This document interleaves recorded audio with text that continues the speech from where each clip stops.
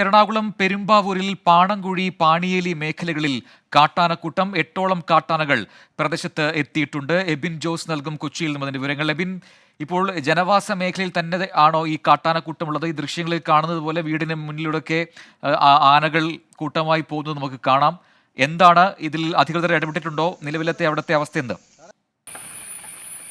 ഇന്നലെ രാത്രിയോടുകൂടിയാണ് കാട്ടാനക്കൂട്ടം ഈ ജനവാസ മേഖലയിൽ എത്തിയത്. ഇന്ന് രാവിലെയും ഈ പ്രദേശങ്ങളിൽ കാട്ടാനയെ കണ്ടതായിട്ട് നാട്ടുകാർ പറയുന്നു. പ്രധാനമായും പെരിയാർ നീന്തിക്കടന്നാണ് ഈ കാട്ടാനക്കൂട്ടം ഈ മേഖലയിലേക്ക് എത്തുന്നത്. നിരന്തരമായി കാട്ടാന ശല്യം ഉണ്ടാവുന്ന പ്രദേശങ്ങളാണ് ഈ പാണംകുഴി മേഖലയെല്ലാം തന്നെ.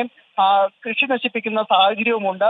ഏതായാലും ജനങ്ങൾ ആശങ്കയിലാണ്. ഈ പരിസരത്ത് കാട്ടാനകൾ തമ്പടിച്ചിട്ടുണ്ടെന്നുള്ള സംശയം ജനങ്ങൾക്കുണ്ട്.